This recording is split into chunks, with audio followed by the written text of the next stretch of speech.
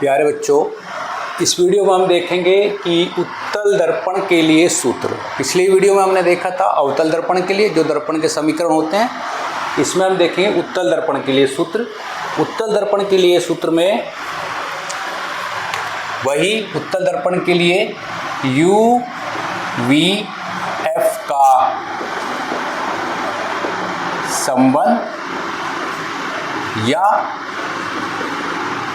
1/f is equal to 1/v plus 1/u का relation. ये आपसे इस प्रकार का प्रश्न जो है बोर्ड परीक्षा में पूछा जाता है कि या तो सिद्ध कीजिए ये या फिर इनका रिलेशन बताइए।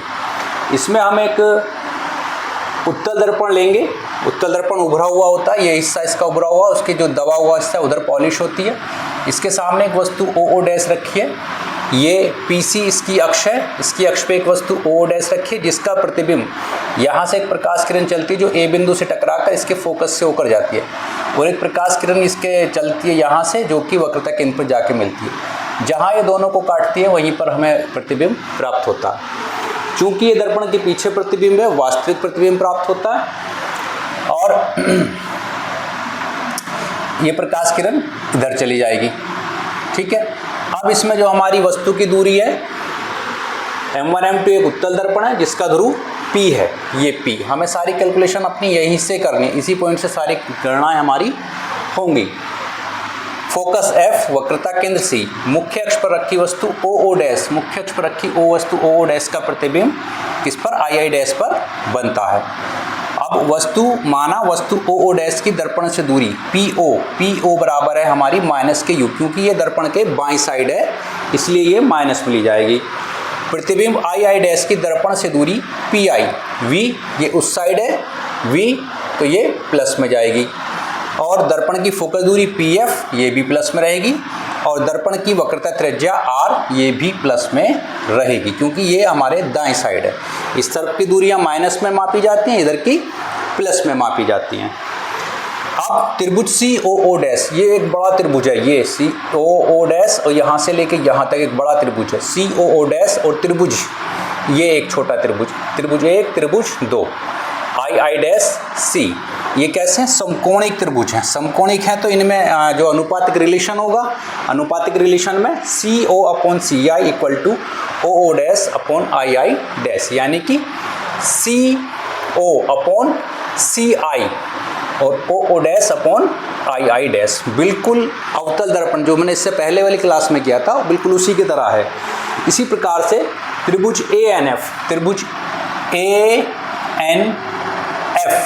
ANF, ठीक है, त्रिभुज ANF, इसको यहाँ कर लेते हैं 2, इसको 4, ANF, त्रिभुज ANF और त्रिभुज II डैश F, त्रिभुज II डैश F, ये भी कैसे हैं? समकोणिक त्रिभुज हैं, तो इनकी भी भुजाओं में रिलेशन होगा अनुपातिक, यानी कि AN/II डैश, AN/II डैश और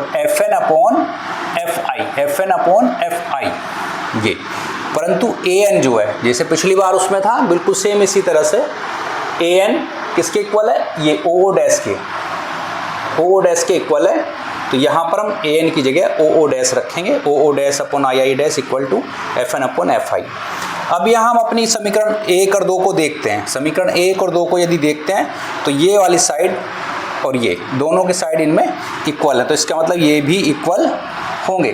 तो इस प्रकार हमको एक इक्वेशन प्राप्त हो जाती है समीकरण 1 और 2 से, CO/CI इक्वल टू FN/FI।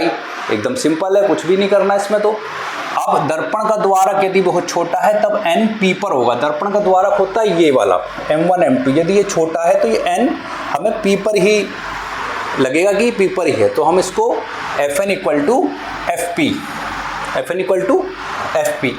अब यहाँ पर हम इस इक्वेशन में FN की जगह हम FP रख देंगे। अब यहाँ से हम वैल्यूज को फाइंड आउट करेंगे, यानी कि CO की वैल्यू, ये CO की वैल्यू कितनी होगी आपकी? PO plus PC, PO plus PC upon C I की वैल्यू आपको नहीं पता है, सी आई ये वैल्यू है। यदि हम इस पूरी वैल्यू में से सी पी यानी पी सी में से पी सी माइनस कर लें, क्या माइनस कर लें, हमको निकालनी है सी आई की वैल्यू निकालनी है।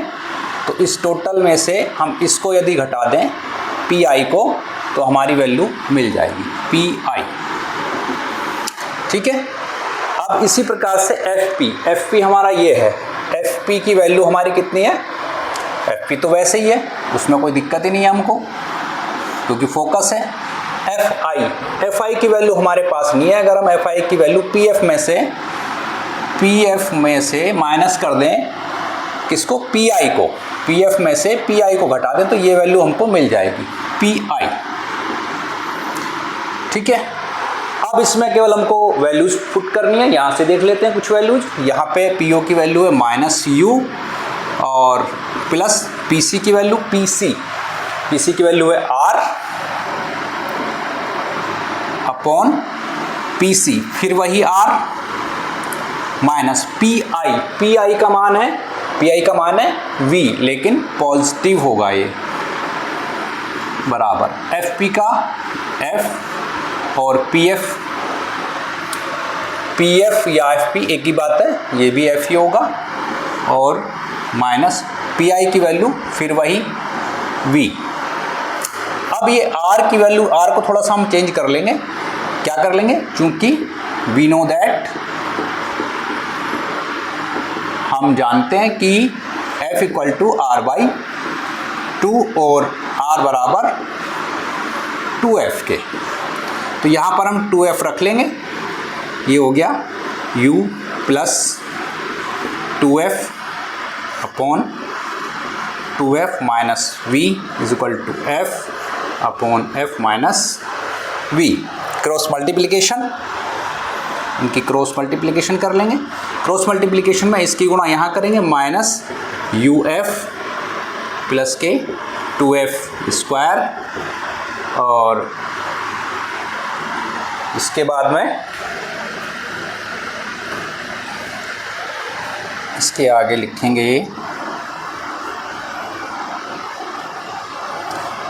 V की प्लस के वी यू और माइनस के 2FV इक्वल टू, अब इसके आगे ये वाली की मल्टीप्लाई उधर 2F स्क्वायर और माइनस के FV, ये तो आपस में कट जाएंगे क्योंकि दोनों तरफ प्लस के हैं और जो है इनका कोई मतलब इसमें नहीं है। अब इसको आप यहीं रखिए VU को,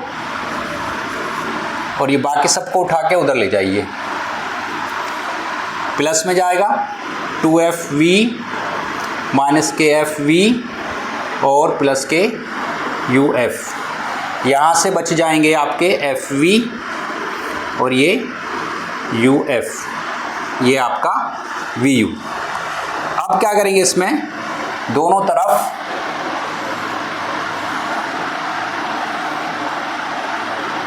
UVF से भाग देने पर, UVF से भाग देने पर, तो UV अपॉन UVF बराबर FV upon UVF, FU upon UVF। जब भाग देंगे तो इससे ये कट गया और इससे ये कट गया, इससे ये कट गया, आगे आपका 1/F equal to 1/V plus 1/U, 1/V plus 1/U। यही हमको प्रूफ करना था, यही क्या करना था, प्रूफ करना था। तो इस प्रकार हम इसका कई बार अभ्यास करके सीख सकते हैं कि ये फॉर्मूला हम कैसे प्राप्त करते हैं। अब नेक्स्ट क्लासों में आगे की चीज़ें देखेंगे कि अपवर्तन के सूत्र कैसे प्राप्त होते हैं। Done, thank you.